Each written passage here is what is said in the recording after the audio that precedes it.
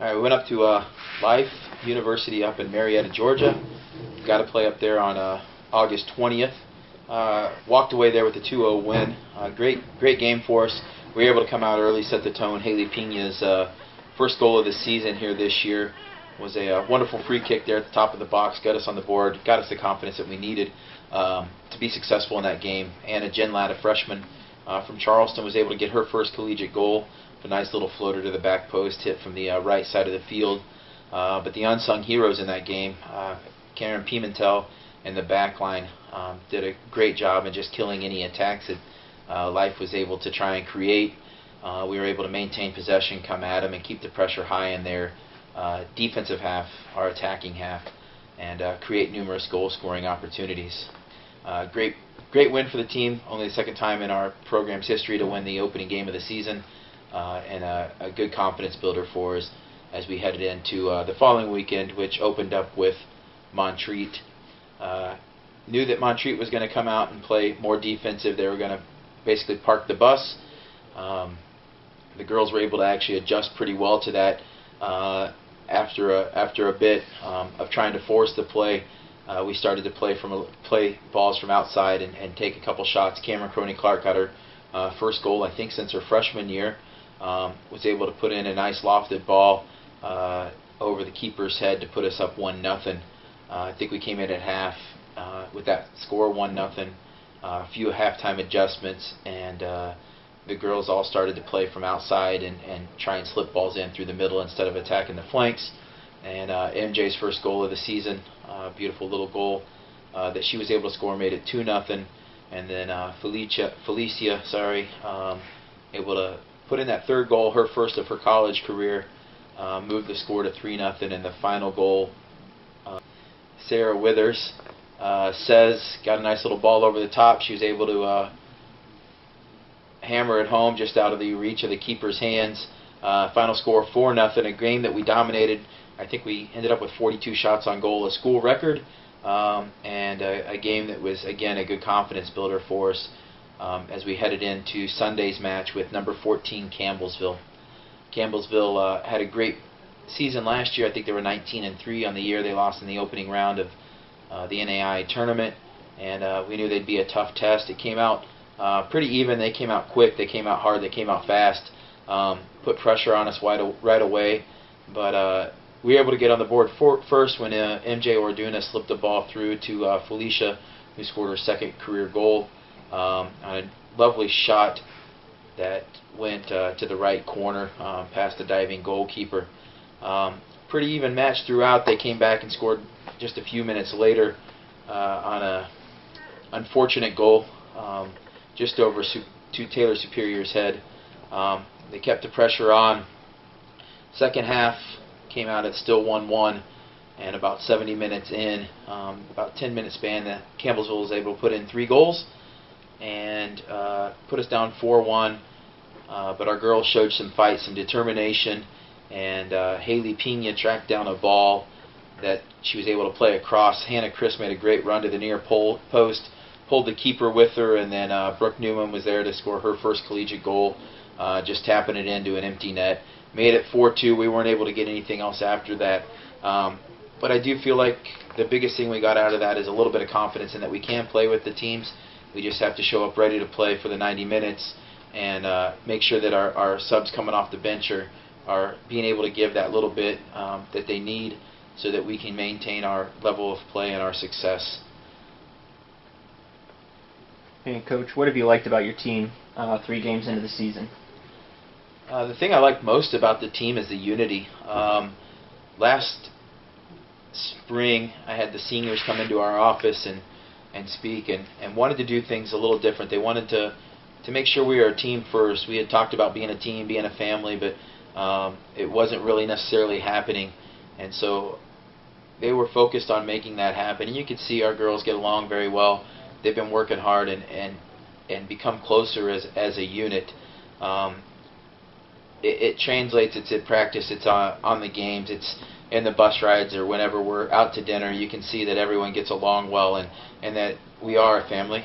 And that's one of the things that I've liked the most. The other thing is the senior leadership, the upperclassmen leadership. Bridget Noonan, Karen Pimentel, Brittany Lorenz have all done a great job in helping to lead, guide, and mentor the younger players. And Bridget and Karen have been at the front of everything that we do, which is great as leaders, and it makes the others want to follow along. And then our freshmen, we've had some great freshmen coming in. As I mentioned already, Felicia has 2 goals on the year. She's been creating a lot, as well as Brooke Newman in our back line has done well, and Aline as center back. She's in the weight room today. She's getting bigger, getting stronger. She's done well as well. So I think that those are a few things, and then as a team, our resilience, our ability to kind of help set the tone for games, but then also, like I said earlier, coming back from Campbellsville, being able to fight back even though you're down 4-1 and you're still trying to find a way to score goals. In the past, that wouldn't have happened, so that's great to see. Looking forward, what does the team need to do to be successful in your eyes? I think as we move forward, we got to continue to dictate the play of the game, come out ready to play, continue to work on our passing and our success rate in passing, maintaining possession, and being able to read the game as it flows and not just stick to one thing, but understand that as the game goes, there has to be changes made, and start being able to read that on the field and not coming from us on the sideline. We got to continue to work on winning 50-50s and being the aggressor while maintaining good defensive shape and really controlling the opposition's movements and success rate while they're in possession. And looking at the immediate future, Faulkner University is coming in this Saturday, and we also have Brenau coming in on Monday. What can we expect from those 2 teams, and what can we expect from the Sand Sharks? Great thing with college athletics is you sometimes don't really know what other teams have, and all I can do is score watch and see what's going on. Faulkner, we've had some similar games and similar scores, so I think it'll be a pretty even match with Faulkner. It seems to have a tough time scoring at times, but they were able to score 4 goals in their last game, so we'll see what happens there. We've just got to play our game, which is possession-based and high pressure, and create the counterattacks. And I think we'll be successful. Brenau, last year we played them. I think we lost 1-0 in a late goal. Unfortunate goal, as it wasn't our best season last year. Non-conference play, we struggled, and that was a game that we were right there in the whole time, and we gave up that late goal. So I think that the girls are going to come out ready, want to be able to get that win this year and beat the Tigers. And it will be good for us as we head in to the next few weeks before conference play. From the Sand Sharks, I think you're going to see high energy team, an excited team, a team that if you weren't able to make it out this past weekend, you're going to see a team that's a lot different from years past. We have more ball control, we have more athleticism, and very strong across the board in all the positions. So I think you'll see a little bit different, coming from us as Sand Sharks. But the other big thing you're going to see is the girls are going to be wearing special uniforms come Saturday to support pediatric cancer awareness. This is something near and dear to my heart, as well as Coach Manning's. My little brother passed away from AML leukemia, and Coach Mike's stepson passed away from ALL leukemia. And so we wanted to raise some kind of awareness and bring some notoriety to the pediatric cancer. And so we're wearing special uniforms with children's names on the back that will be collecting donations to support Leo's legacy here in the Low Country, and help support families in need at the local children's hospital.